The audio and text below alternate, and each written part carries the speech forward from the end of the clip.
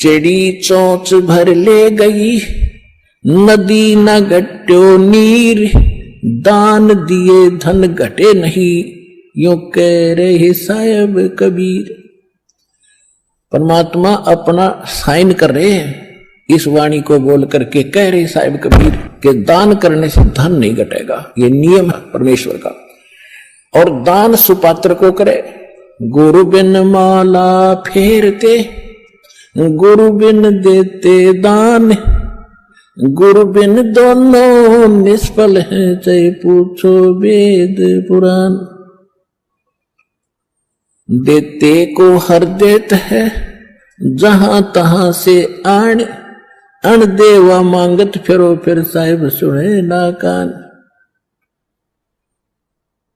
अब परमात्मा ने एक भूमिका करके दिखाई हमारे को कि साईं इतना दीजियो जिसमें कुटुंब समावे, एक धानक, एक जुलाहा, सुबह से लेकर शाम तक एक बारीक बारीक तार इकट्ठे करके धागे और कपड़ा बुनता है। एक दिन में मुश्किल से भी 5 फुट 10 फुट बना पाता है, 5 फुट 4 फुट, और बहुत लंबा सैकड़ों फुट का तार वो थान बनाना पड़ता है। ताना बनाते थे, वो हफ्ते में पूरा होता। उसकी जो मेहनताना मालिक को मिलता, उसमें से अपने परिवार के लिए जो आवश्यक सामग्री थी, खाद्य पदार्थ लाते और शेष बच जाते, उसको सत्संग और भंडारा में लगाया करते थे। इस प्रकार परमात्मा हमें उदाहरण देते हैं कि इस लोक में आप भगवान की भक्ति अवश्य करो, पूर्ण संत से प्राप्त करके, फिर परमात्मा एक्शन में आवेगा।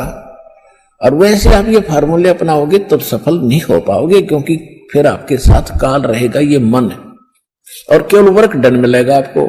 यहां वर्क से भी अलग मिलेगा आपको, किस्मत से भी नारा देगा परमात्मा, क्योंकि हम परमात्मा से कुछ और मांग ही नहीं रहे, इतना ही मांगते कि हमारी भक्ति बनी रहे और हमें कोई आवश्यक वस्तु का अभाव ना हो, बस इतना सा।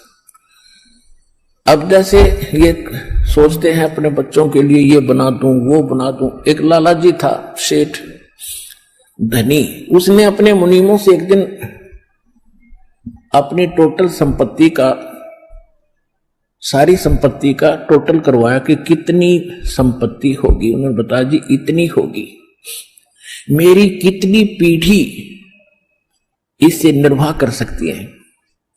उन्होंने बताया कि जी आपकी 5 पीढ़ी तो बैठा खा सकती है, इतनी संपत्ति आपके पास, धन है। अरे भले आदमियों, फिर छठी क्या खाएगी? वो छठी क्या खाएगी? और कुछ विधि बताओ। तो उन्होंने कहा जी साधु संत बताते हैं, उनके सत्संग सुनने चाहिए। तो सत्संग में बताया गया कि भाई दान करे, जो धन चाहे तो दान करे, और दान से धन घना मिलता है। और दान में जैसे साधु संत भक्तों को जो दान कराया था वो ज्यादा लाभ देता है। जैसे यहां तो सारे साधु संत आते हैं, भगत, असली भगत तो यहां आते। फिर भी जो भी जैसा मालिक के नाम पर कहीं के जंगलों में झोपड़ियों में बैठे थे साधु भक्त, तो पिछले संस्कारी होते, पिछले पुण्य उनको प्रेरित करते हैं, तो वो कहीं ना कहीं बैठ कर राम राम करते ही रहते हैं। लेकिन भविष्य का चार्जर उनके पास है नहीं, पिछले पुण्य उनके पास है, जिस कारण से प्रेरित होकर के इतना बड़ा फैसला लिया, जंगल में बैठे या कहीं भी कोई साधना कर रहे हैं। तो उनके पिछले पुण्य ही वहां फल रहे होते हैं। एक आधे को आशीर्वाद दे दे, उन्हें लाभ हो जाए, उसको रोटी मिल जाए, ऐसा चल रहा था इनका काम। तो एक साधु था और पति पत्नी थे, दोनों वहां रहते थे। उनको मालूम था यहाँ भगत हैं। तो उस लाला जी ने क्या किया, सेठ ने सभी मुंशियों को कहा कि नौकरों को साथ लो और आसपास जितने भी साधु संत हैं सबको आटा दे आओ, किसी को जो मांगे खांड दावल चाल सब ले जाओ और दे के आओ। अब देते हुए आ रहे थे, उस भगत के यहाँ आए। उन्होंने कहा कि ले भगत जी, हमारे लाला जी ने आपके लिए एक सीधा भेजा है, यानी आटा चावल खांड नमक आदि दाल आप ले लो। उसने अपनी पत्नी से कहा कि देखना कितना सामान अपने पास है। उसने कहा जी शाम का है। दिन में गई थी, शाम का हमारे पास है। शाम का है? कहा जी। उन्होंने कह दिया भी हम नहीं लेते, हमारे पास शाम का सामान है। तो वो कहने लगे रे भगत फिर कल भी खा लियो। बोला कल की कल देखी जाएगी, अब नहीं ले हम। बोले कमाल की बात है। उन्होंने नहीं लिया तो वापस लेकर आ गए। वो सेठ ने पूछा तुम देके क्यों नहीं आए? वो एक और वहां भी था, उसने गिन रखे थे, सारे गिनवा रखे थे। उन्होंने कहा जी उन्होंने ये नहीं लिया। क्यों नहीं लिया? उसने ये कहा कि शाम का तो है, सुबह का भगवान और देगा, आप देगा, हम टेंशन नहीं लिया करते।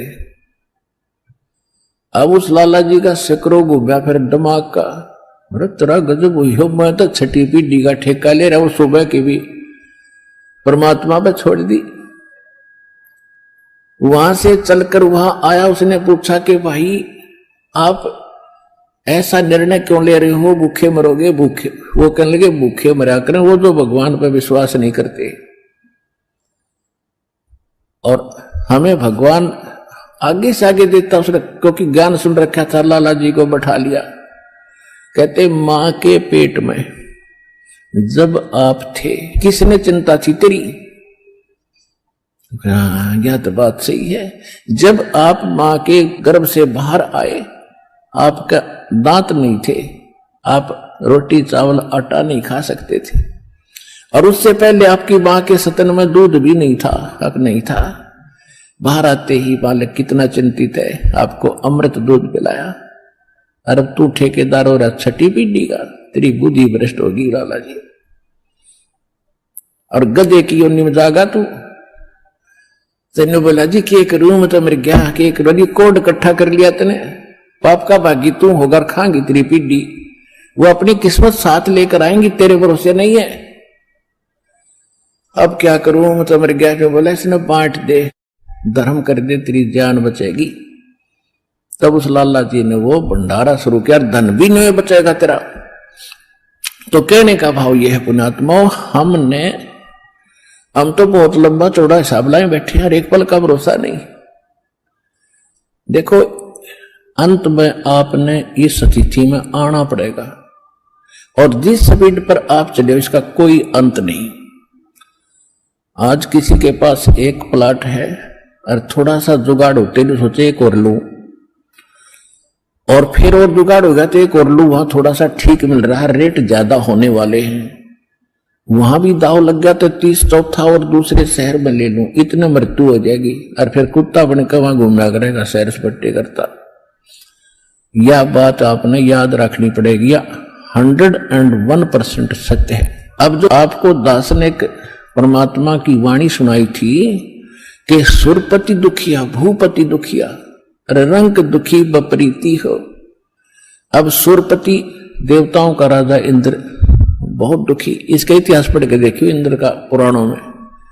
कहते हैं एक बार एक ऋषि ने इसको श्राप दे दिया इंद्र को, उसका स्वर्ग उजड़ गया और इंद्र मांगता फिर जंगल में धक्के खा रहा। और फिर कभी देखते हो राक्षसों ने चढ़ाई कर दी, देवताओं का राक्षसों का लठबाज रहा है झगड़ा हो रहा है, और मृत्यु के बाद फिर इंद्र गधा बनता गधा। तो यहां कहते सुरपति दुखिया भूपति, सारी पृथ्वी का राजा भी दुखी, और रंक दुखी बप्रीति हो, निर्धन तो स्वाभाविक दुखी, उस पर सारी आपदाएं आती ही हैं जब तक वो भगवान की शरण में नहीं आता। जब वो परमात्मा की पावर से जुड़ जाता फिर रंक हो और चाहे राजा हो, परमात्मा तो उनको सब अपने हिसाब से डील करेगा। फिर परमात्मा कहते हैं कहे कबीर और सब दुखिया एक संत सुखी मन जीती हो। अब आपने मन जीतना पड़ेगा, जीती आपने मन जीती बनना पड़ेगा। कैसे? जैसे एक रंका और बंका नाम के दो पति पत्नी भगत थे और परमात्मा आए हुए थे। परमात्मा क्या करते हैं, आपको वेदों से भी प्रमाणित किया है कि जब चाहे कहीं पर भी एक साधु संत रूप बनाकर वो कुछ समय उस क्षेत्र में रहा करते। क्योंकि वहां उनकी कुछ पुण्य आत्मा होती थी, उनको फिर से चार्ज करते थे, ज्ञान सुनाते थे, माया से हटाते थे और भक्ति में जोड़ के उनके पुण्य कर्म बना के वह अंतर्ध्यान हो जाते थे। और उसी समय नामदेव जी महाराष्ट्र के अंदर नामदेव जी छिपी जाति में ये भी प्रकट थे। ये पहले ओम नाम का जाप करते थे। ये पिछले जन्म के पुण्यकर्मी प्राणी ही होते हैं जिनमें बचपन से ही परमात्मा की तड़प होती है। तो ओम नाम का जाप करते थे ओनली, और उस समय भी उन्होंने काफी चमत्कार दिखा दिए थे। लेकिन फिर परमात्मा आए और उस प्यारी आत्मा को समझाया कि इस ओम से ऊपर एक और मंत्र है। अकेले ओम का मंत्र तो इस ब्रह्म का है, और इस जेल से छूटने के लिए 3 मंत्र का जाप है। ओम तत् सत, और तत् और सत ये सांकेतिक है। अब नामदेव जी को काफी मालिक ने समझाया, तब उनकी समझ में आई। फिर उनको सतनाम दिया, यानी दूसरा मंत्र भी साथ दिया। फिर वो उसका जाप करने लगे। अब गरीबदास साहिब जी ने बताया कि नम छिपा ओम तारी, पहले केवल ओम में लौ लगा रखी थी, ओम में लगन थी और कोई जाप नहीं करता था। और पीछे सोहम भेद विचारी, बाद में उन्हें सोहम का ज्ञान हुआ। और सार शब्द इन दोनों से ऊपर है, सोहम ऊपर और है, सत्सुकृत एक नाम गरीबदास जी ने अपनी वाणी में लिखा है। कहते नामा छिपा ओम तारी, पीछे सोहम भेद विचारी, और सार शब्द पाया जद लोई, आवागमन बहुर डावी। तब नामदेव जी का कल्याण हुआ। जब परमात्मा आए भी थे उनको सार नाम दिया नहीं था, मालिक समझाया करते थे, सतनाम प्राप्त था। लेकिन पिछले संस्कार और इतने प्रबल थे। एक दिन नामदेव जी जा रहे थे कहीं से, और साथ में रास्ते में एक मंदिर था। मंदिर में ब्राह्मण लोग अपनी आरती उतार रहे थे, और आरती उतार रहे थे, बड़ी लय से गा रहे थे। नामदेव जी के भी वो परमात्मा की आरती का धुन लगी। वो तो घंटियां बजा रहे थे, कोई ऐसे झालर पीट रहा था, लगा रहा था, और उसने अपनी दोनों जूती निकाल ली। जूती होती थी, दोनों निकाल ली, उनको ऐसे बजाते हुए, और वो आरती गाते हुए ब्राह्मणों के बीच में घुस गए भगवान के दर्शनार्थ मंदिर में। अब पंडितों ने देखा कि ये छोटी जाति का हाथों में जूते लेकर आ गया हमारे बीच में, इसने तो भ्रष्ट कर दिया भगवान के मंदिर को। और वो धुन में लगे हुए थे, उनको धक्का में जावा नहीं, वो अपने मंडरे उसको पकड़ कर जबरदस्ती घसीट के और मंदिर के पीछे पटक दिया। वो वहां पड़े पड़े भी ऐसे आरती गा रहे और जूतियों से पीट रहे। परमात्मा ने वो मंदिर का मुख नामदेव की तरफ कर दिया। पंडित जी पिछली साइड में पिटे झालर पीछे न खड़े।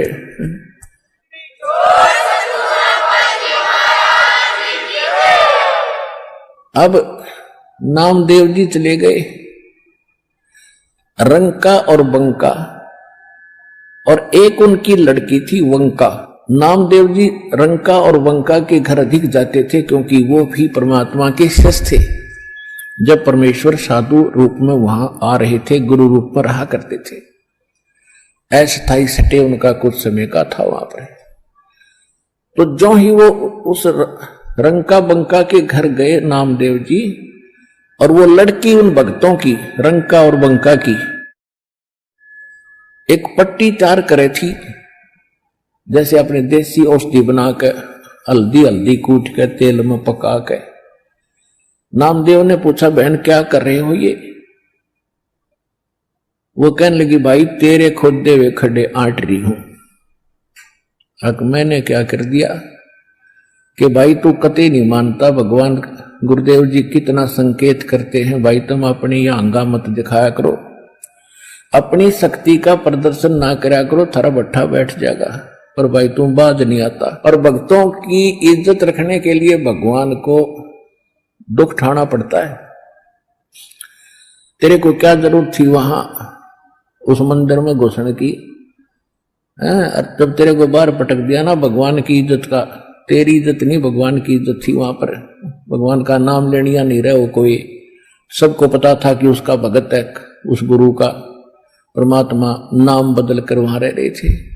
और क्या बनती बेरा तुझे, तेरे को जरा सी लगती है तू आंख नहीं खोलता। और परमात्मा ने तेरा मंदिर फेरा ना, उनके हाथों के चोट लागी, हाथ लाल हो गए, उनके जख्म हो गए। भाई गुरु बता रहे थे मेरे तीन बेटी, वो मानता को ना बहुत बार समझा लिया, आज उसने ऐसे ऐसे कर दिया। और मैं वहां गया था, उसका मंदिर फेर के आया हूं भक्ति की इज्जत रखने के लिए। और गुरु जी का हथम जख्म हो रहे हैं, चाल दिखाऊंगी। अब वो लेकर गए, पट्टी बांधी, नाम जो पढ़कर तरुणों में रोने लग गया, महाराज मेरे से गलती होगी। बेटा भक्ति भाव में गुरु जी के आदेशानुसार चलना चाहिए आपने जी, आगे से ऐसी कोई गलती नहीं करूंगा, मेरे से माफ करो। अब उसको आगे भी पढ़ाई पढ़ानी थी, ये यहां इसको रोकना जरूरी था, अगले भक्ति देनी थी, सारनाम देना था। इन बकवादों में सारनाम थोड़ा ही फलेगा।